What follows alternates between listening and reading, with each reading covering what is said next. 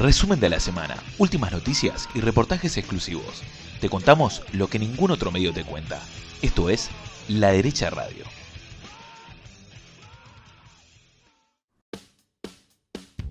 Hola, ¿cómo va todo el mundo? Estamos en el segundo programa de La Derecha Radio, el programa que hacemos con Juan Dou. Hola Juan, ¿cómo va? ¿Cómo estás, Cari? ¿Todo bien? Y yo misma, que soy Karina Te tenés María. que presentarte, te tenés que Presentame a mí, man. Hagamos una cosa. Bueno, esta vez tenemos de invitada a una amiga, ¿cómo va? Vicky Villarruel, la señora diputada, ¿cómo va en este rol? Bueno, no, todavía no soy diputada, Precandidata. Pero te decimos, sería la sí, idea, es como la onda. Como Claro. Lo decís muchas veces, Ya, claro. estoy en modo manes. Si lo decías fuerte. o como sale. me pongo enfrente del espejo y digo, Claro. Vicky Villarroel, Claro. Vicky Villarroel, Vos y podés, aparece. vos podés. Claro, muy bien. Escuchame una cosa, nosotros hacemos una parte de noticias, un poquito nacional, que total nunca pasa nada, y el resto internacional.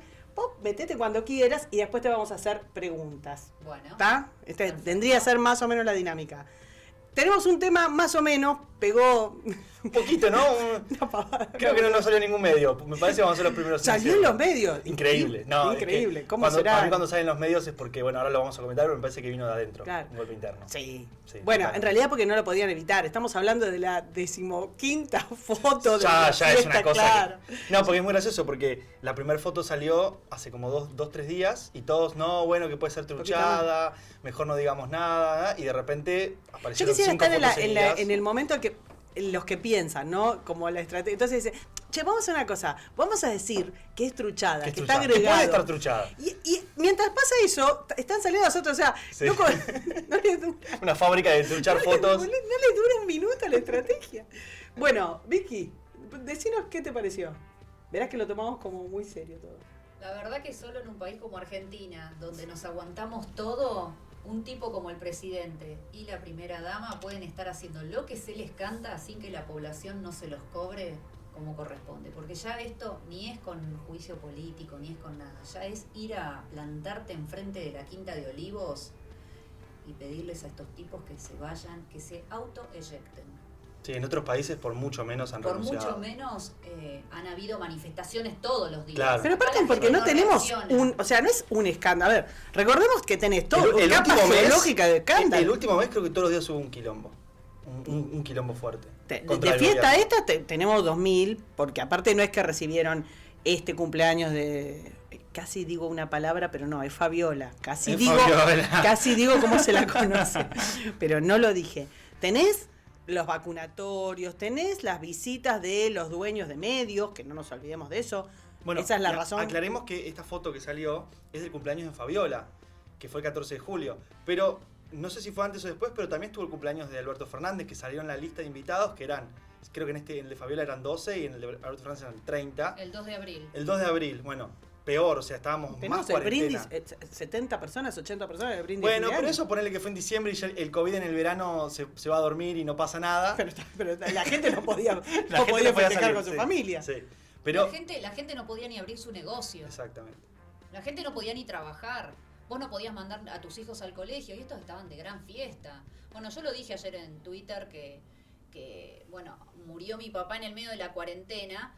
No podías ni velar a tu familiar, Claro. no podías ni enterrarlo. O sea, nosotros tuvimos que ir bajo la lluvia, éramos 4 personas enterrando a otra persona y vos te das cuenta que acá el gobierno realmente se caga literalmente en los ciudadanos, porque ya no hay otra palabra que sea más delicada para decir lo que están haciendo estos tipos. Definitivamente, por lo menos para mí, esto viene desde adentro. No hay forma de que esto se haya... La filtrada. La filtrada, no hay forma... Bueno, ni ya la siquiera... lista, a ver, que tengas la lista La primera de lista Casa que Militar. eso es muy difícil de conseguir, porque encima fue un pedido de información, de libertad de información, que acá en Argentina es... No, pero se piden 800 por día, jamás ninguno fue entregado.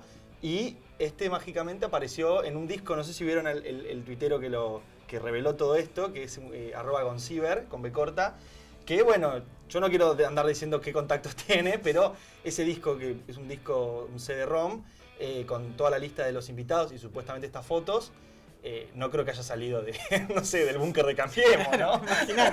Imagínate, sobre todo porque hay gente de Cambiemos que también fue. Claro, no nos olvidemos. exactamente. No, Es y importante además mencionar Cambiemos convalidó todas las políticas. O sea, el oficialismo en la ciudad convalidó todo lo que hacía el oficialismo a nivel nacional. Sí, sí. O sea, ¿con qué fuerza moral van a salir a contradecir lo que ellos avalaron? Bueno, que la eran fuerza todas moral las de comer restricciones. panchos y cosas que están haciendo la campaña, la hermosa campaña. Es la campaña más nefasta que vi hasta ahora en muchos años. Es buenísima, O sea, a mí me encanta. es una campaña para chicos de 12 años, que no sé, o sea, se creerán que votan Santilli también por las comiendo. dudas. Bueno, en fin. La peluca de Escúchame. Santilli, Claro, el la video peluca. de la novela entre Larreta y Vidal. Bueno, acá no hay debate de ideas. La alguna. comida de los panchos de Santilli, que me tiene fascinada, se le caen migas, una cosa desagradable. Vos decís que esto, a ver, por la oposición salió con el tema de juicio político. Sí, juicio político. Sí, hoy lo presentaron. Tal de hecho, cual. sí. ¿Vos cómo la ves esa estrategia? Porque vamos a decir una cosa, Victoria es una de las poquísimas personas que presentó juicio, o sea... Bueno, nosotros presentamos amparo Claro. en mayo del 2020, o sea, cuando llevábamos 2 meses de una cuarentena como nunca se ha visto una restricción de derechos humanos en este país, ni siquiera en gobiernos de facto hasta este nivel. Y por supuesto el Poder Judicial hizo la plancha olímpicamente para después rechazarnos el amparo, tener que apelar y bueno, y después meterlo en un cono de En un silencio cajón, sí. donde nunca se va a resolver el amparo, ¿no? Que es una medida urgente. Claro. Y ahí estaba sola, ni oposición ni mongo. Ahí no había nada Claro. y la oposición, por supuesto, se sacaban la foto Larreta, Kicillof El y trío. el presidente convalidando que vos te quedes sin trabajo, que vos tengas a tus hijos analfabetos, que no te puedas Que no te atender puedas en hacer, ningún claro, que no te lado. puedas hacer Bueno, recordemos que tratamiento. la Corte Suprema le dijo a Larreta que él podía abrir las escuelas cuando quisiera. Si uno lee el fallo, lo que dice es que Larreta siempre pudo abrir las escuelas. Y siempre pudo permitir que existieran otros servicios como los de justicia, Claro, exactamente. salud y un montón de cosas que la Pero reta... principalmente en las escuelas, que es como el punto... Sí, es sobre el como- que se armó. Es como la punta de lanza de Tal cual. Cambiemos ahora, porque ahora Vidal dice que ella es la que pidió que se abran las escuelas, cuando en ¿Qué realidad... abajo de la cama pidió. en su casa, a los hijos. No, pero es... Quiero que abran las escuelas. Por favor, pero que no salga en la tele. Pasó un papelito, pero escrito con tinta de limón, ¿viste? Ese que tiene que hacer algo para que se, claro, para que se vea. No, la verdad que un desastre porque, como te digo, es la punta de lanza de la campaña de Vidal, es abran las escuelas y según la misma Corte Suprema siempre pueden abrir las escuelas y ahora, bueno, ahora las abrieron, pero ya, ¿cuánto había pasado de la pandemia? 1 año y medio casi. Una vergüenza. Igual a mí me gustaría saber dónde estaban todos los que hoy son candidatos. ¿Dónde estaban cuando se violaban los derechos humanos el año pasado? ¿Dónde estaba Vidal? Leandro ¿Dónde Santoro, estaba que no Flor de tampoco Mur? planteaba absolutamente Bueno, Santoro nada? estaba pegándole a Milei en C5N. Claro, pero es un progre que se llenan la boca con los derechos humanos. Yo no lo vi debatiendo Dice, absolutamente nada en derechos humanos. Con lo cual, ¿dónde estaba toda esta gente? Solamente aparece para la foto de la elección. Bueno, recordemos que el año pasado, el caso de hecho hubieron muchos más, pero el más bisagra fue el de Facundo Astudillo, que desaparecido completamente Por supuesto. por la policía provincial y bueno. Hay más de no salió 90, ningún hay medio más de de eso. 90 casos denunciados entre gente que se llevaron y apareció muerta, como la chica de San Luis, Claro. Luis Espinosa. Luis Espinosa, el chico que se ahogó. Exacto, en tratando Formosa. en Formosa. Bueno, Pero es que- 90 casos. 90 casos y ni hablemos que sería una buena movida tratar de encontrar toda la gente denunciada y con multas, ¿eh? Claro.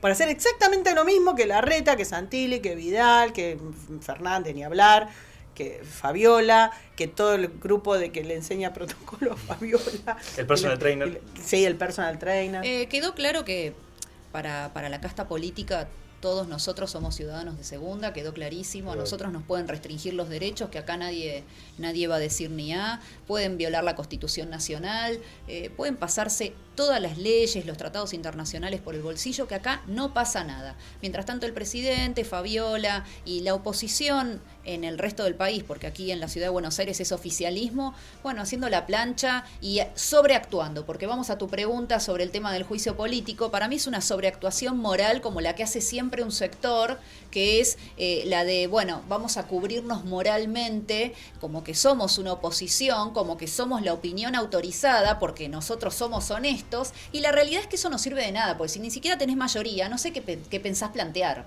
Bueno, es un poco lo que se Bueno, plantea capaz con que el lo juicio están haciendo político. justo por eso. No, bueno, el juicio político es un poco Difícilmente la vayan a lograr habiendo Por puesto eso. como cabeza de lista una persona como Vidal que no estuvo en ningún momento de la cuarentena. O sea, ¿qué oposición es? eso. Exacto. ¿Qué autoridad moral tiene María Eugenia Vidal después de haber pasado de gobernadora a porteña Ahora de te nuevo? consulto algo en tu modo abogada. Si en lugar de juicio político demanda, o sea, el tipo estaba incumpliendo una normativa. Me importa un pito si él la hizo. Sí, hay Digo, varias multas por... ¿No se puede avanzar sobre eso? En realidad, acá tienen todo el sistema judicial armado. No, que no va a prosperar. Hay ya una sé, impunidad Vicky. total. No, hay una impunidad total. Acá el problema también es el Poder Judicial.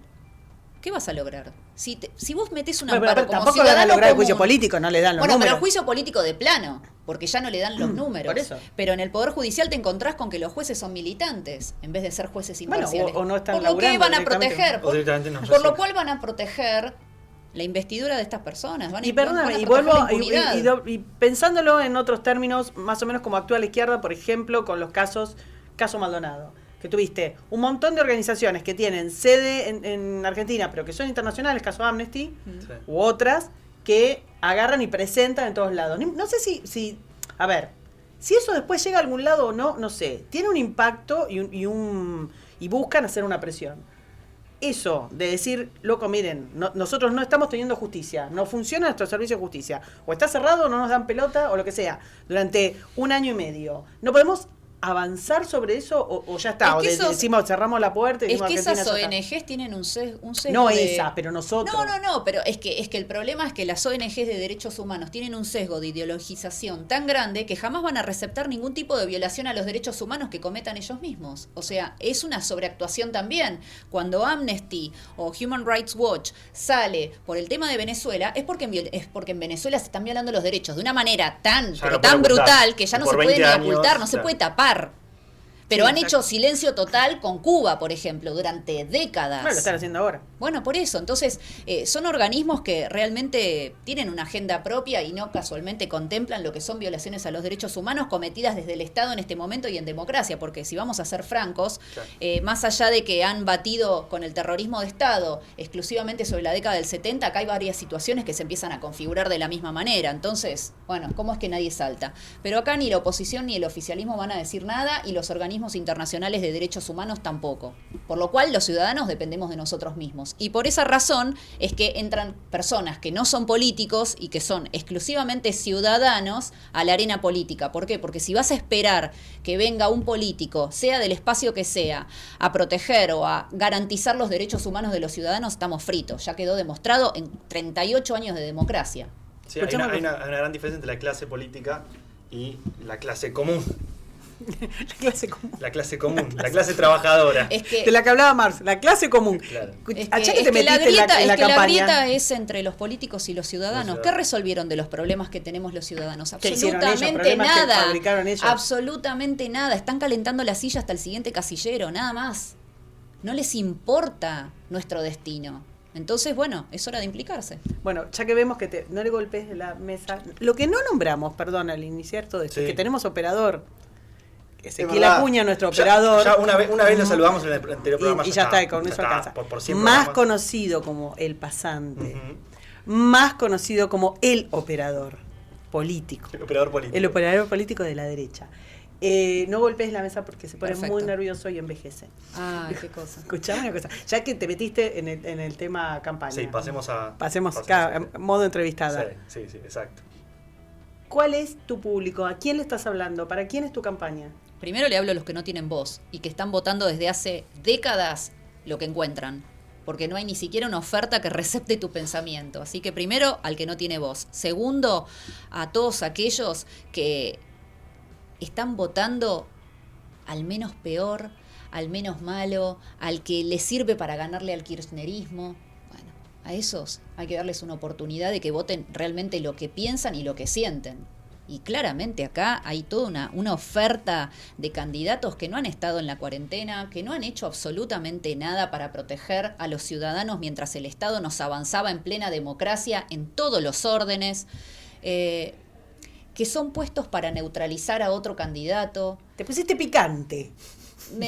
La verdad, ¿sabes qué pasa? Que Argentina está en un punto de una gravedad institucional, de una gravedad política que pocas veces se ha visto, por no decirte que realmente es el punto más álgido de nuestra historia. Estamos gobernados por infelices, por incapaces, por personas que no tienen ningún otro atributo que haber sido puestos en una lista. Entonces, y la oposición, en vez de realmente ser una oposición, convalida esto, porque yo no digo que está todo mal hecho en la ciudad de Buenos Aires, pero definitivamente en el momento en el que vos no te plantás para decirle que no al que está en el oficialismo nacional, que está en el gobierno nacional, desde ese momento vos estás convalidando. Y eso es lo que está pasando en la ciudad de Buenos Aires. Ahora, sos segunda candidata a diputada por la lista. La Libertad Avanza con Javier Milei. Ahí está. Bien. Ustedes tienen un armado. Yo te vuelvo a preguntar. Tu votante, el votante que ustedes imaginan, ¿es el votante liberal? ¿Es el votante conservador? ¿Es el votante de derecha? ¿O no tienen ese corte y están yendo a una cosa más amplia? Por lo menos en lo que tiene que ver con mi opinión, yo voy al votante que hoy por hoy lo único que quiere es que le solucionen sus problemas. Vos tenés la ciudad de Buenos Aires, a la cual han destrozado en el mercado inmobiliario con una ley de Cambiemos, la ley de alquileres. Entonces, ¿sabés qué? Yo quiero hablar para el tipo que es propietario y estuvo ahorrando toda su vida para comprarse un departamento y tener una pequeña renta, y para el inquilino, yo soy inquilina, que tiene que alquilar un departamento a la libra de carne. ¿Por qué? Porque no tenés cómo alquilar normalmente, porque han roto lo que era el mercado inmobiliario. Y eso lo hizo Cambiemos. Entonces, más allá de todas las cuestiones que podamos decir, acá, lamentablemente, tanto unos como otros han hecho las cosas mal. Entonces, bueno, voy por ese electorado que hoy no tiene ningún tipo de solución independientemente de lo que piense. Bueno, mencionás la ley de alquileres. Ustedes, si entran, ojalá que entren al Congreso, van a formar un bloque, me imagino, de 2, 3 diputados. Tienen el poder para presentar una ley.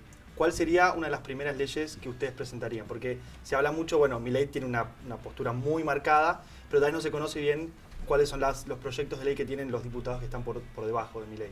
En el Congreso Nacional, una o dos leyes que te gustaría promover. En lo que tiene que ver con la ciudad de Buenos Aires. No, lo que sería el Congreso Nacional. Bueno, a ver, a mí me interesa todo lo que tiene que ver con seguridad, con defensa, con derechos humanos, con justicia y con educación. Son las 5 áreas que a mí más me interesan. Y son las 5 áreas que, si querés, han sido más torpedeadas por el progresismo históricamente. Me parece fundamental garantizar en el tema de educación que no haya más adoctrinamiento. Y estoy hablando de adoctrinamiento en todos los órdenes, sea que se enseñen cuestiones relacionadas con la economía, con la historia, con las materias humanísticas. Estamos formando ciudadanos que no se van a poder adaptar al día de mañana.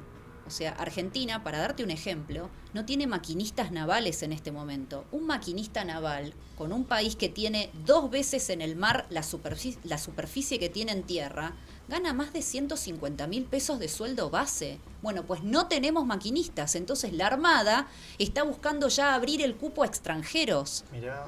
Entonces, no estamos formando ciudadanos que puedan vivir con dignidad, que puedan ganarse su pan en las materias en las cuales este país les provee todo para poder hacerlo. Sí, o demanda también. Tal cual. Entonces, me parece primero vital en el tema de educación el no adoctrinamiento, el que haya, digamos, Tenemos muchas leyes que tienen que ver con adoctrinamiento directo, casi todas las de nombres femeninos. Ley Yolanda, ley Micaela. Claro, Sí, que sí. tienen que ver con introducir conceptos. Bueno, ahora salieron todos también con una idea muy exótica de cambio climático, en el cual no entienden ni lo que están diciendo ni nada, pero salió obviamente el kirchnerismo, pero es parte de su agenda, y para copiarlo, obviamente, por claro, todo cambiemos. por todo cambiemos. Pero así tenés, digamos, un montón de cosas, de leyes que tienen que ver con adoctrinamiento en la perspectiva de género, en temas climáticos, en temas veganos, en temas todo. Bueno, porque a eso apunta esto. En definitiva, el progresismo lo que nos quiere decir es cómo tenemos que pensar y cómo tenemos que vivir. Y yo estoy totalmente de acuerdo en combatir esa idea. O sea, yo creo que hay que combatir lo que signifique que a vos, desde el Estado, te digan cómo tenés que vivir y cómo tenés que pensar. Yo respeto el proyecto de vida de todo el mundo, pero no me vengas a decir cómo tengo que pensar. No me vengas a decir que si una persona se quiere autopercibir como se le canta, yo lo tengo que aceptar como si fuera una verdad pétrea, porque yo no te hago eso. Entonces, ante todo, la libertad. Bueno, yo por ejemplo, por contar un ejemplo de esto que estás diciendo, yo curso la carrera de Ingeniería Industrial en la UBA y tuve que rendir un examen que, bueno, fue medio fantasma, pero lo tenés que rendir. Podés no estudiar y ver si le pegás a las respuestas, pero de ideología de género, feminismo, todo eso, un cuestionario de 10 preguntas que si no lo tenés no te dan el título. Obviamente yo lo hice y me saqué un 10. No voy a decir qué pasó en el medio, por qué me saqué un 10, pero lo tienen que dar todos los alumnos de ingeniería, o sea, lo tienen que dar todos los alumnos de toda la facultad de la UBA, ¿no? Perdón, no solo pero eso. bueno, si vos estás estudiando sos sociología, profesor, bueno, qué sé yo, no, pero si estás sos estudiando profesor, ingeniería... Juan, también tenés que hacerlo. Sí, bueno, de hecho todas la las ley... universidades. De hecho la ley... Y para manejar también, digamos. Bueno, para el la carnet ley de era para los conducir tenés que hacer Sí. un curso de Y género. tal vez tenés que estar vacunado también ahora. Pero la ley era para los profesores y a algún genio se le ocurrió cambiarle 2 palabras y hacerlo también para los alumnos. Claro, excelente. O sea, peor todavía. Bueno, por porque aparte eso- es mucho más tongo. Sí. ¿Sabés que tenemos? Bueno, por eso, definitivamente el adoctrinamiento, primero en la educación, pero después en todos los órdenes del Estado, bueno, eso es algo que hay que combatirlo totalmente. Para cerrar, y así no te molestamos más, una agitada agenda de candidata. De campaña. No, justo Juan acaba de nombrar el tema del eventual pasaporte COVID o la obligatoriedad, o que no sea obligatorio, pero Pero que es obligatorio porque aislado si de toda querés- vida cívica. No, si querés ejercer tus propios derechos civiles tenés que estar vacunado. Exactamente. Respecto de la vacunación. ¿Cómo lo ves y cuál es la postura, no sé si tuya o de la agrupación? Mira, con Javier coincidimos, cada uno puede elegir vacunarse o no, lo que no puede hacer el Estado es obligarte. Bueno, pero si atenta no te obliga, atenta contra la pero no misma te da- Constitución, pero desde el momento en que te obliga a que si sos, por ejemplo, autoridad de mesa, tenés que estar vacunado. Eso es un peligro. Desde el momento en que te obliga a que determinadas actividades ciudadanas van a estar estrictamente relacionadas con la vacuna, cuando el mismo Estado, primero que no te la provee en caso de que te la quieras dar y solo te da después la opción de la jarra loca de vacunas, definitivamente no me parece. Y además eso atenta contra nuestra Constitución, atenta contra los tratados internacionales de derechos humanos que garantizan el derecho a la salud. O sea, no puede el Estado interferir de esa manera. Además, menos lo puede hacer cuando ni siquiera es por una ley, es por decretos del Poder Ejecutivo. O sea, algo más dictatorial creo que no podemos encontrar en nuestra historia en gobiernos democráticos. A través de un decreto el presidente reforma lo que es la Constitución. ¿Y qué opinás? Porque esto es un tema de debate muy fuerte ahora mismo en Estados Unidos, que el gobierno no sabe si puede introducir el pasaporte. Acá en Argentina, bueno, se pasa en la Constitución por, ¿sabes dónde? Pero en Estados Unidos son un poco más republicanos y les cuesta un poco más hacer esas cosas. Pero lo que se está hablando mucho es que, bueno, Joe Biden le pide a las empresas que lo hagan desde su lado, porque, bueno, si el Estado no lo puede hacer. ¿Vos qué opinás de eso si llegara a pasar en Argentina? Que las empresas mismas, no sé, querés venir a trabajar, tenés que estar vacunado. Salió la UIA a decir Bueno, que no le quieren pagar. Un poco por ese lado, Un diciendo capo, que no les pagan. un capo. No les importa Excelente, nada, no les excelente. importa nada. Excelente, ya pasó. Y el por Frente de Izquierda defendiéndolos encima, una cosa histórica. Bueno, ¿viste lo que es? ¿Cómo la vida te da sorpresa? A ver, a mí me parece, primera cuestión, la vacuna no es infalible. Una persona vacunada se contagia y puede ser contagiada, o sea que como medida tiene un montón de fisuras. O sea que desde todo punto de vista ni siquiera propende a la salud pública o protege al supuesto beneficiado de esa medida. Así que no, yo no estoy de acuerdo con la obligatoriedad de ese tipo de medidas. El que se quiere vacunar se vacuna, el que no se vacuna. Y vos no le podés decir a una persona no trabajás porque no te vacunaste o no ingresás a este lugar porque no te vacunaste. No estoy de acuerdo. El Estado no puede dirimir sobre ese tipo de cuestiones. Y las empresas privadas en tal caso se reservarán el derecho de admisión, pero vos no podés decirle a una persona que ya tiene derechos adquiridos porque trabaja en esa empresa que si no se Ya tiene vacuna no va a contrato poder firmado, trabajar. claro. No, le dice que no le pagan. No, Claro, no te pago. Que no le pagan. Es impresionante. Pero de nuevo, la vacuna no es infalible. Entonces, no podés garantizar que esa persona aún vacunada no se va a contagiar o no va a contagiar a otra. Claro. Entonces, ¿cuál es la medida de esa? La medida, digamos, el objetivo de esa medida que solamente a la larga lo único que logra es crear el antecedente para seguir restringiendo derechos. Estamos hablando en un país que todo el tiempo los derechos humanos son digamos, nosotros somos pioneros en los Sí, derechos obvio, humanos, más nos bien. llenamos la boca con los derechos humanos, pero no tenemos ningún problema en violarlos cuando amerita, sean de un lado o del otro los del gobierno. Entonces, yo en eso soy objetiva. Los derechos humanos, te gusten o no te gusten, se respetan. Y cuando el Estado los viola en democracia, entonces es doblemente peor que cuando lo hacen un gobierno de facto. Y esto va para toda la izquierda y para todos los progres que me viven diciendo facha y negacionista, cuando claramente yo defiendo los derechos humanos y ellos solamente defienden su impunidad. Está de moda para negacionista. Negacionista, Che, sí. a mí me parece que esto es negro, negacionista. Tipo, se acabó todo tipo de discusión, negacionista. Bueno, esa es la próxima ley que nos quieren también meter, ¿no? Con el Exacto. senador Luenzo, que es la ley por el negacionismo, que quiero decirle a todos los que nos están escuchando que ahora va a ser sobre los 70, pero el día de mañana va a ser Sobre la sobre pandemia. la ideología de género, sobre la pandemia, sobre el cambio climático, sobre lo que se le cante al poder de turno. Vos vas a negar una cosa o vas a razonar distinto a la idea que te bajan desde el Estado y vos vas a ser un negacionista. O sea que este es el antecedente inicial para seguirnos restringiendo la libertad de expresión. No puedo estar de acuerdo con eso.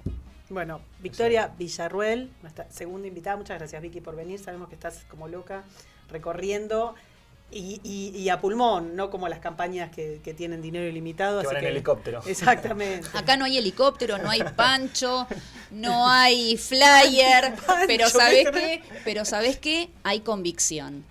Hay defensa de la libertad irrestricta. Y eso, por lo menos para mí, vale un montón. Y eso es lo que le tenemos que transmitir a los ciudadanos. Muchas gracias, Vicky. A ustedes y mucha suerte con la Derecha Radio. Gracias. Bueno, Juan, continuamos. Luego de Argentina, hagamos un repasito por el resto de la región. Chile está que arde, hirve. Chile está, bueno, tal vez está comparable con Perú, pero a veces es lo peor de Latinoamérica en este momento, Chile. No sé si está comparable con Perú, porque Perú empezó a tener como foco de resistencia que no va a llegar a ningún lado, pero bueno, más o menos. Ok, está muy polarizada Está la situación. peleada, claro. Está 50-50, en Chile es 90-10, por decirlo una 80-20. Aparte hay una cosa con Perú, y es que los presidentes duran 15 minutos, Duran o sea, tampoco 15 hay que minutos. calentarse tanto. Claro. No, lo de Chile es preocupante, es preocupante. Ahora están con todo el tema de la constituyente, están formando una nueva constitución y Están funcionando las comisiones. están funcionando, es una cuestión muy burocrática, están funcionando las subcomisiones donde deciden el principio de cada sección de la Constitución y después esto va a pasar a las comisiones y después pasa al recinto para que se vote artículo por artículo. Si se rechaza una coma en un artículo, vuelve todo para atrás, o sea, es un proceso muy largo. Que después además se somete al referéndum, Después cuando ya esté todo que sí es vinculante, culminado, no como el anterior. se somete al referéndum, si sale que no se hace la reforma. Pero bueno, ya están saliendo varias joyas de esta nueva constituyente. espíritu. Porque bueno, tenés la mitad del Congreso, del Congreso Constituyente, lo tenés de extrema izquierda comunista, como allá lo llaman autonomismo, que es como un comunismo progresista de extrema izquierda. Incomparable a nada en Argentina, creo que es como Del Caño, como si Del Caño tuviera la mitad del Congreso Sí, hay que Constituyente. recordar que Chile siempre tuvo un partido comunista estructurado, Sí, orgánico, sí, absolutamente claro. Sí. Eso por un lado. Después tenés un 25% que son indígenas de pueblos originarios, que son como todo lo que te puedes imaginar, como los que gobiernan Bolivia. Y después tenés otro 25%, más o menos, no son números exactos, de la centro derecha moderada. Juan está haciendo con los estructuralista. deditos como si Estoy fueran haciéndolo, sí, como si nos vieran, pero Claro. donde están toda la gente de Piñera, la gente de Cast. Sichel, de Cast, de Cast, el otro Cast, ¿no? Sí, No de sí, José sí. Antonio Cast. Pero bueno, ya están haciendo un par de joyitas. Por ejemplo, en la última subcomisión que estuvo debatiendo, en la que tiene 11 diputados, de los 11, 9 son de extrema izquierda comunista, Parejito. 2 son moderados, para que Moderado se sería vea. Bregman. Exactamente. La subcomisión de la estructura de funcionamiento, que es básicamente la que dice, la que hace el preámbulo de la Constitución y la que hace como si fuera el manual de cómo se tiene que interpretar la Constitución. Esta subcomisión estaba debatiendo cómo empezar la Constitución, cómo empezar el preámbulo, y cuando llegaban a la parte de hablar de la República de Chile, frenaron todo, dijeron, Dijeron, pistola. esto es no, más República de Chile no va más, y pusieron los pueblos de Chile, que va a decir el preámbulo, y esto, obviamente, esto es algo que pusimos en el artículo del diario, es que es un primer paso para llegar al concepto de Estado plurinacional, que es algo que tiene la izquierda latinoamericana, pero también la izquierda europea, de que los países no son países, sino son una recolección de distintos pueblos. Esto es una movida que viene, a ver, que se viene dando hace unos cuantos años en España. Exactamente, en España. Es muy fuerte por el tema del País Vasco, por el tema de Cataluña, por el tema de Galicia, donde, bueno, la izquierda socialista del PSOE un poco lo que dice es, bueno, no vamos a aceptar la independencia de Cataluña, pero vamos a aceptar que España deje de ser un Estado-nación y pase a ser un Estado plurinacional de muchas naciones, en la que cada nación, que vendría a ser la nación de Cataluña y la nación del Vasca, tienen una autonomía mucho más fuerte. Eso obviamente va en contra de la actual Constitución española. Y van apuntando al idioma, a la reestructuración de la historia. La idea, exactamente, es eso. La idea de este tema del Estado plurinacional es que convivan un montón de idiomas distintos, un montón de culturas distintas, un montón de ideologías distintas. De hecho, lo que hay mucho en esto del autonomismo en Chile es que, en ese sentido, lo que tienen son asambleas populares, donde obviamente predominaría estos grupos de extrema izquierda, donde tendrían muchísima mayor autonomía al gobierno central. Y bueno, esas son las cosas que llevaron en Venezuela, por ejemplo, claro, a estos ¿cómo se llama? Estas fuerzas populares, que también son milicias que te van a buscar si no estás a favor de Maduro. Bueno, ¿no? O sea, es el caso de lo que quiere hacer Castillo con los ronderos. Bueno, exactamente. Bueno, pero por eso digo, todo de la guerrilla para ver si lo todo. pensamos como algo general, pero no como una conspiración, sino como algo que se va dando, porque lo que tenés es que, por ejemplo, en España, no necesariamente tenés de izquierda, digamos, los autonomismos no necesariamente son de izquierda, o tienen una idea, digamos, de extremo socialismo y demás. Pero sí está esta idea de desarticular la unidad nacional, si querés. Como principio, digamos, como cabeza de lo que después viene a ser las modificaciones constitucionales que se están planteando en todos estos países, toda Iberoamérica. O sea, lo están planteando en España, obviamente, Chile está frito, digamos, ya está. Perú también. Bueno, nosotros todavía ya la cambiamos, claro, la peor del mundo, pero se hizo obviamente en Venezuela, se está planteando en Colombia, lo está planteando, o sea, hay una serie de elementos que sí los tenemos como patrones comunes. La reivindicación del terrorismo de los 70, sí, el poner personajes del terrorismo 70, los que están vivos, digamos, más o menos, lo que quedaron, en cargos o reivindicativos, o pagarles, o lo que fuera, pero digamos, movimientos reivindicativos, el desarticulado de las constituciones y el desarticulado nacional en esta suerte de idioma, cultura y todo separado, también lo planteó Castillo, como un amigo Castillo. Y de eso no se vuelve. Una vez que cambiaste la Constitución, una vez que le diste el idioma, la lengua... No, y desarticulaste el Estado. Ya está. Una vez que desarticulaste el Estado. Realmente es impresionante. Yo no sé si hablar de una idea de que el Foro de San Pablo lo está pensando, porque parece que el Foro de San Pablo es una banda de idiotas. De delincuentes. También cómo no caer presos. Claro, y tampoco son cerebros, digamos. No sé cuál es la lógica de esto, pero sí se encuentran patrones comunes. Y lo que sí hay, una clara línea de toda gente que estudió y se formó en Cuba.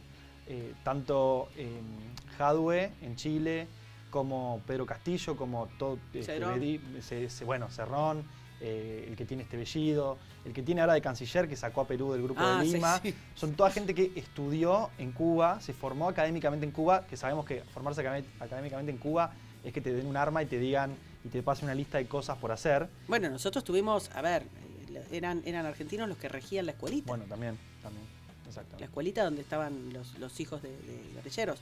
Bueno, pasemos a lo que nos queda. Brasil. Hablemos de Brasil. Lo que nos queda en pie. El último programa. Por ahora. Sí, tal cual.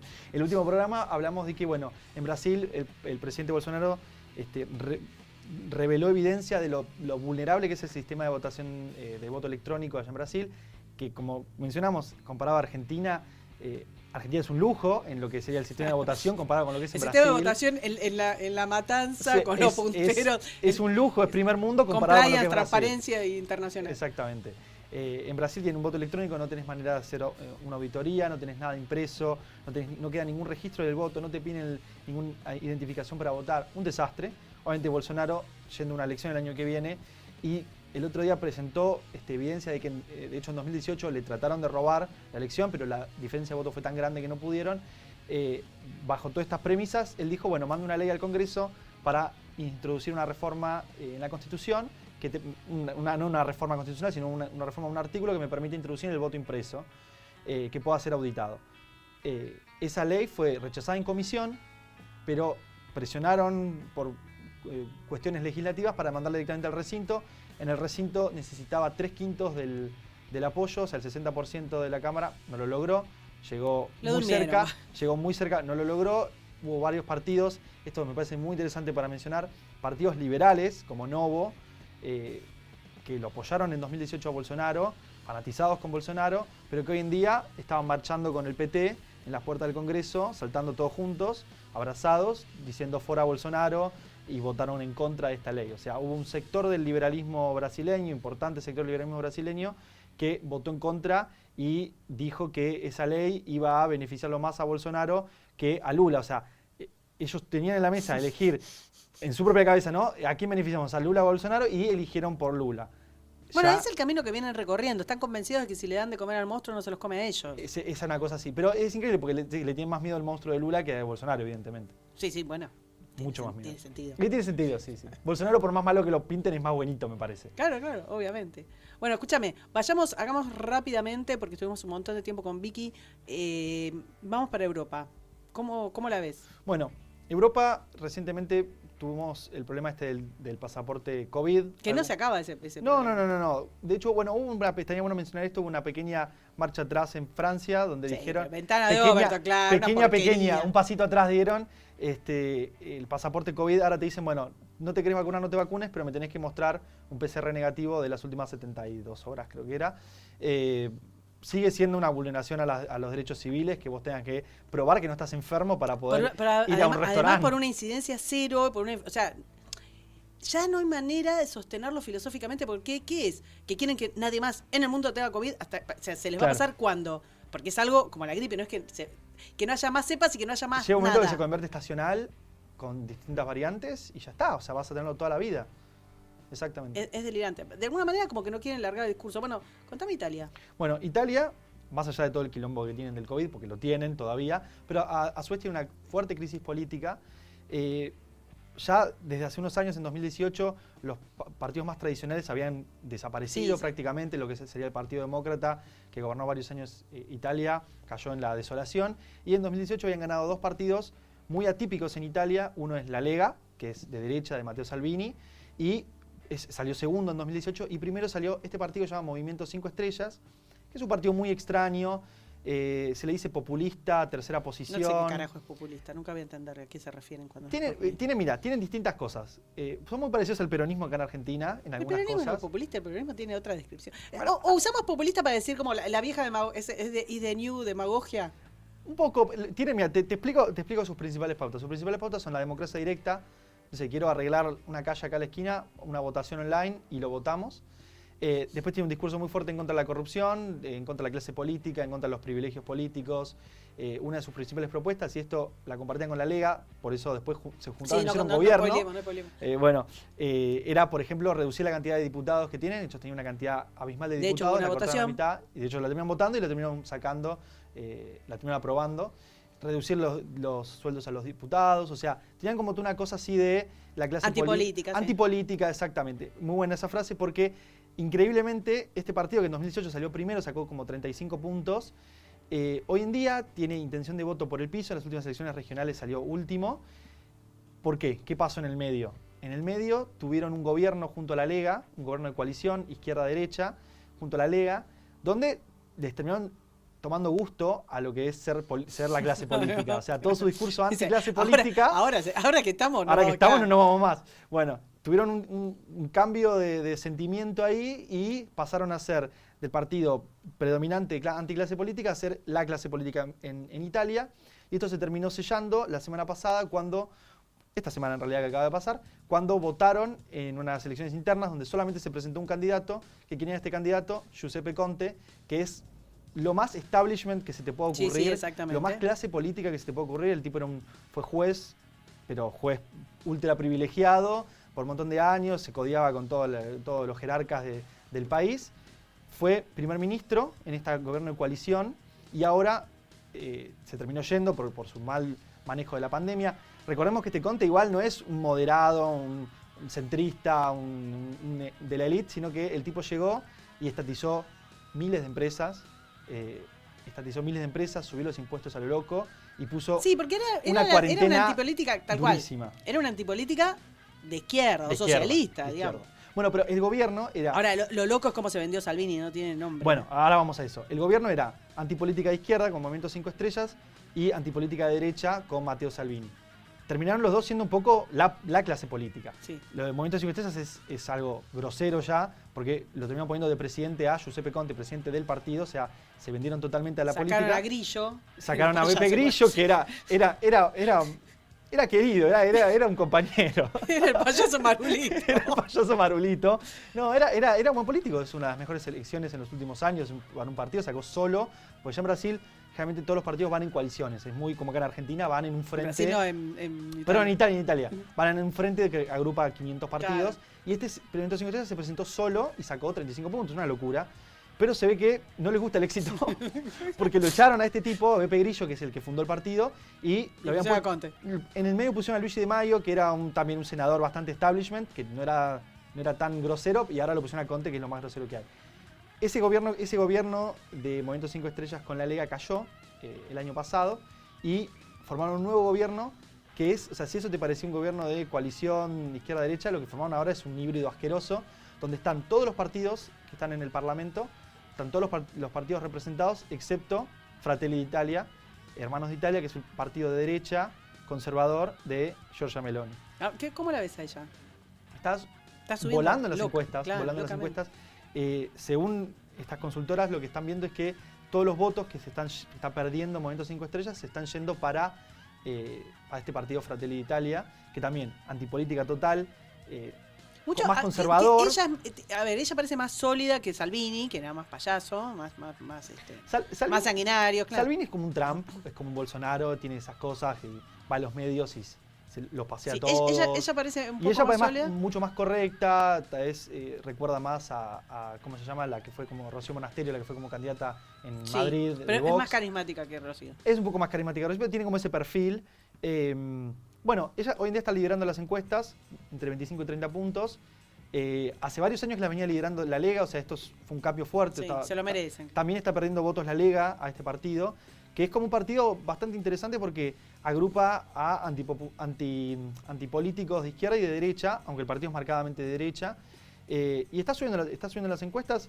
Probablemente si hubiera elecciones, recordemos que las elecciones hubo en 2018, son 5 años allá, así que hasta 2023 no va a haber elecciones, pero si hubiera elecciones anticipadas porque hay un quiebre de gobierno, hoy en día, de hecho les viene pasando que les cuesta formar gobierno. bueno, les cuesta, pero siempre logran formar gobierno con los que ya están. Con una En porquería. vez de Bueno, volver a las al caso, elecciones. al estilo Pedro Sánchez. Muy Claro, al juntando estilo toda la Pedro Sánchez. basura. Junta toda la basura y se queda como gobierno, exactamente. Pero bueno, si hoy hubiera elecciones, las encuestas marcan que habría un gobierno muy de derecha, marcadamente de derecha, porque hacían los votos, entre Meloni, Salvini, Berlusconi y un par de partidos de derecha. Berlusconi todavía sigue vivo, tiene una intención de voto entre el 7 y el 10%. Pero dejate de joder. Te juro por mi vida. Puede ser. Con Forza Italia. Y después hay un montón de partidos chiquitos que tienen 1 o 2%, que entre todos ellos, si se suman, tienen entre 55 y 60% Qué de los herencia votos. que tenemos, ¿eh? Qué transparente que es nuestra herencia, si sumás. España, Italia. España, Italia, no se puede creer. No se puede creer. Aparte tenemos como lo peor, como viste, los peores genes los mezclaron y los pusieron acá. Un poco. Nada, no importa. ¿Qué te iba a decir? ¿Podemos ser groseros, pasante? Podemos ser groseros. ¿Estamos indicados? Me No. van a hacer caso. Pero bueno. Reitero, me tienen aprisionado hace una semana. Escuchame una cosa, esto serían como noticias buenas. Yo ahora Sí, bueno, entre hago comillas, sí. comillita con los Sí. dedos. Pero, ¿cómo ves el tema Alemania que se viene? Bueno, en Alemania es la situación Topa contraria. Sí, como te dije que en Italia los 3 partidos de derecha podrían formar una coalición y ser gobierno, en Alemania al revés. O sea, Alemania tiene un partido que es como si fuera estos partidos de derecha que estaba comentando en Italia, o como si fuera Vox en España, que se llama AfD, Alternativa por Alemania en alemán. Y es un partido muy de derecha liberal, derecha populista, como le quieras decir, pero está estancadísimo en las encuestas. Llegó a tener un pico de 18 puntos el año pasado durante la cuarentena, cuando ellos lideraban Se algunas oponía, claro. marchas, todo. Pero ahora, que parece que ya están todos vacunados y no hay más COVID, y ya la cuarentena dejó de ser un tema, bajaron hasta el 10% y están estancados ahí en 10% y no pueden superar el 10%. Y bueno, 10% en el Parlamento alemán, que tienen 1,5 millones de diputados, de parlamentarios, es nada. como casi no tiene representación. ¿Los ecologistas? Y bueno, y el que está subiendo un montón, y probablemente sea gobierno la próxima vez que haya elecciones en Alemania, es el Partido Ecologista, el Partido Verde, que se está llevando... Me cago de risa porque van a andar como los picapiedras, no van a tener autos. O sea, Bueno, van a volver, pero pero no sé, al neolítico. Ya la política de Merkel era muy ecologista en ese tema. Así están, así, o Y sea, así no tienen están. problemas, pero de todas características. Bueno, hay un tema muy interesante que lo cuento rápido. Merkel tenía la idea de estar en contra de la energía nuclear. Entonces, cuando pasó lo de Fukushima en 2012, el accidente de Fukushima en Japón, Sí. ella dijo, bueno, no vamos a tener más energía nuclear. Entonces, cerró todas las plantas nucleares. Pero ¿qué pasó? El país entró en un déficit energético enorme. Exactamente. ¿Y qué hizo? Empezó a comprarle energía a Francia, que están al lado, y Francia tiene casi toda su energía nuclear. Entonces terminó... Encareciéndole. No, y terminó teniendo energía nuclear. O sea, no la tenés en Alemania, pero está financiando la energía nuclear. Pero además, la a tenés ver, en Europa. Encareciste la energía. Encareciste la energía un montón. Porque yo lo que les pasaba es que tenían molinos, pero los molinos tenés una temporada en la que tienen mucha energía, tienen un superávit de energía, que no podés aprovechar muy bien por la misma mecánica del molino, y después cuando no tenés viento, el molino te da Pero aparte déficit como de si el energía. molino se hiciera, o sea, como si el molino se fabricara con cocos. O sea, Bueno, ese es un tema muy interesante porque la fabricación de los molinos contamina un montón, necesitas un montón de distintos minerales. no tenemos pajita, no dejan usar No, pajita. pajita de Uy, la plástico. ballena que tiene una... No sé por qué a las ballenas les gustan tanto las pajitas. ¿Qué hacemos con los molinos de plástico? Pero bueno, es la lógica del ecologismo. Sí. Bueno, entonces vos decís que, nada. Bueno, esta política nosotros la criticamos, pero se ve que pegó mucho en Alemania porque están enamorados de esta política y si bien Merkel ya se retira y el partido está cayendo un poco en la desgracia, lo que pasa es que mucho de este voto lo está recuperando este partido Verde que dice, bueno, olvídense Merkel conservadora, entre comillas, Sí, mucho tiempo con ver. pero vengan con nosotros vamos a seguir esta política ecologista y encima somos de izquierda. Está bien. Bueno, vamos a salir de Europa. No tocamos temas más lejanos la vez pasada, pero ahora Afganistán, de New Vietnam, está que arde. Lo de Afganistán es un tema muy interesante, principalmente Afganistán, ¿por porque... qué nos interesa Afganistán? Bueno, Porque la gente va a decir, a mí que mierda, no saben ni ubicarlo en el mapa. Afganistán está muy cerca, está en el medio entre Medio Oriente y China, India, esa parte del continente asiático. Afganistán es un país fundamental para lo que es la geopolítica, no de Estados Unidos, de todos los países del mundo que quieran comerciar en esa zona. Desde hace 25 años que están en guerra civil entre lo que sería se llama gobierno central, que sería los que estaban desde siempre, el gobierno que tuvieron siempre, y los talibanes, que son un grupo islamista que quieren instalar un califato en Afganistán. El gobierno central, si bien obviamente son todos musulmanes, son más seculares en sus políticas de Estado. Sí. Entre comillas también.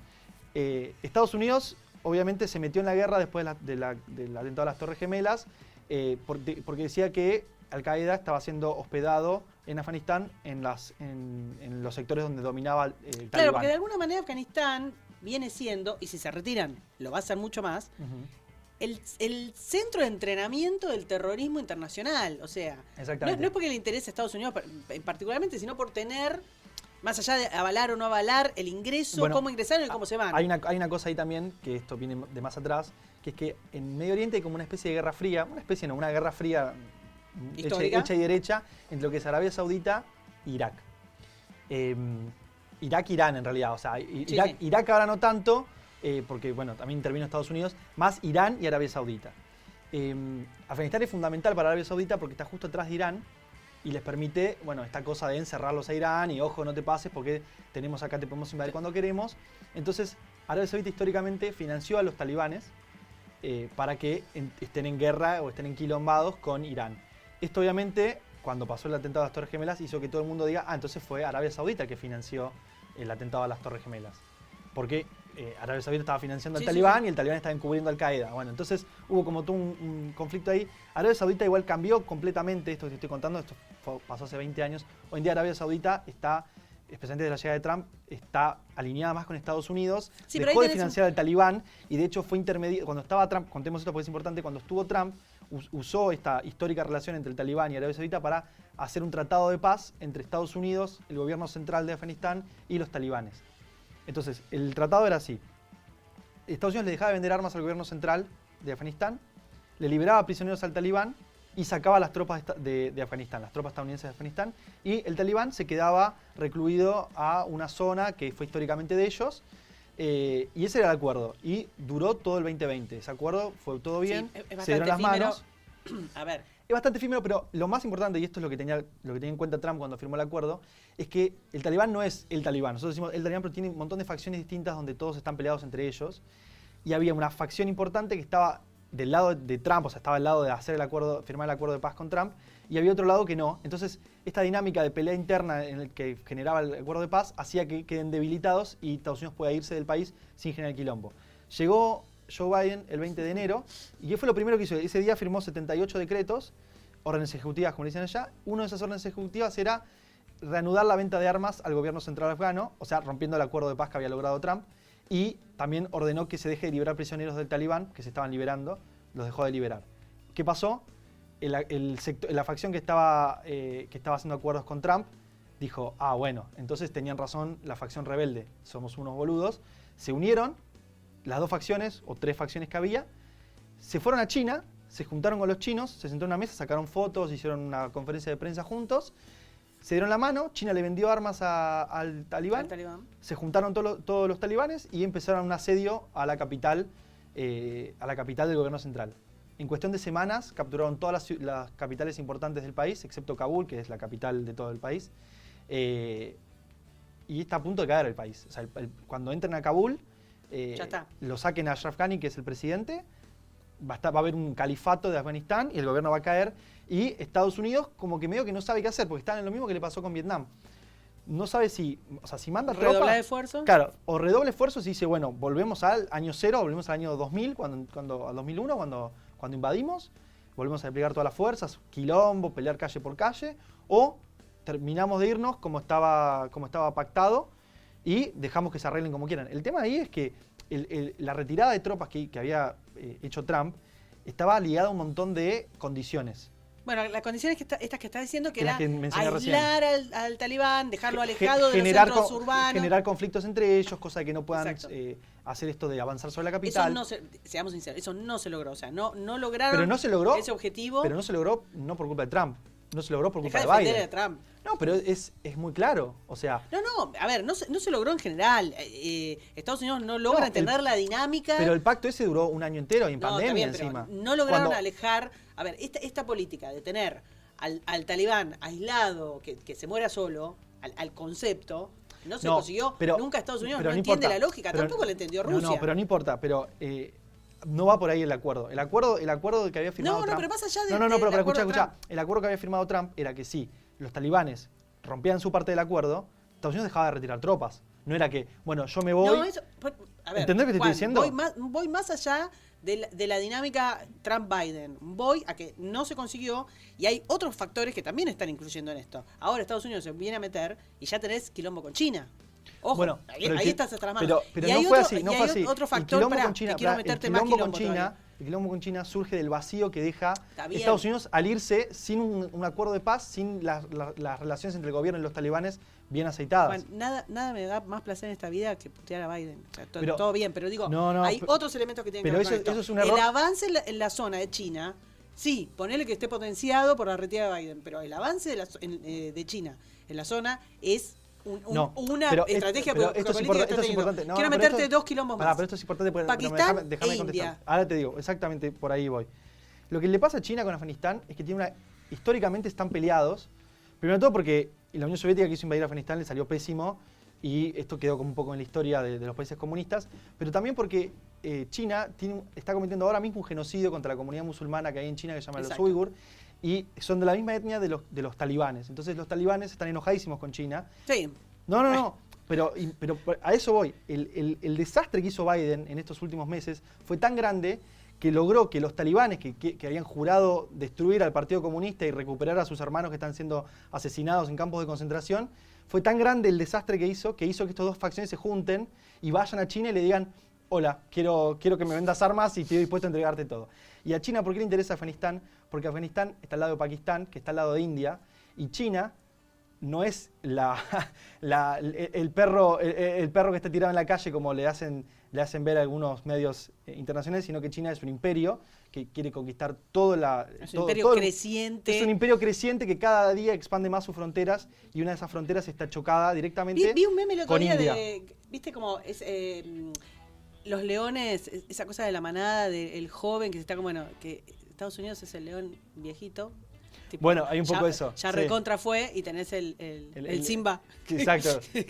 Recién nacido, que esperando está avanzando con todo Sí. el hambre, Sí, con sí, sí. absolutamente todo el hambre, mientras que Estados Unidos está implosionando. Entonces, sí, seguí con el tema de Entonces, India. China, ¿por qué le importa Afganistán? Afganistán está al lado de Pakistán, que está al lado de India. Pakistán históricamente es un país que está aliado con China, entonces le falta Afganistán nada más. Una vez que tiene, o sea, ya tiene a Pakistán. Cuando tenga Afganistán, tiene todo para presionar a India. Y una vez que India, o sea, se vea peleando, arriba tiene a China, a la izquierda tiene a Pakistán y Afganistán, va a estar complicada. Va a estar complicada porque tampoco va a tener el apoyo de Estados Unidos. ¿Tienen ellos como el potencial conflicto de una invasión india? No, invasión india no. Lo que tiene es el potencial conflicto de una invasión china a India, que de hecho ya estuvo pasando en 2019 y en 2020. Hubo varias entradas, como 4 o 5 de esas que entraron soldados. Pasa que la frontera, o sea, uno se imagina fronteras, se imagina que entran con tanques y soldados.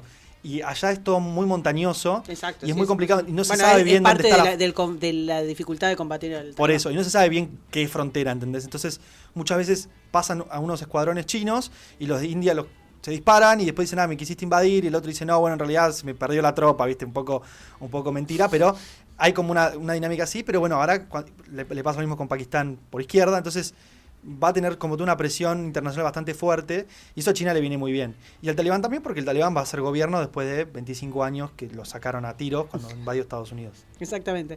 Bueno, vamos a seguir en la próxima con este bloque de noticias. Cerramos, pero en realidad está absolutamente candente. Probablemente la semana que viene le estemos diciendo que Afganistán cayó y Sí, pasó sí. a ser un emirato, un califato. Un califato. Sí, probablemente, porque están entrando a Kabul ahora mismo, y el ejército de Afganistán, que Estados Unidos entrenó por 20 años, en 2 días colapsó ante el ataque talibán. Un desastre. Está bien. Bueno, muchachos, terminamos por Perfecto. hoy. Hasta la semana que viene. Nos vemos. Gracias, Chau, Juan. chau. Gracias, Pasante. Resumen de la semana, últimas noticias y reportajes exclusivos. Te contamos lo que ningún otro medio te cuenta. Esto es La Derecha Radio.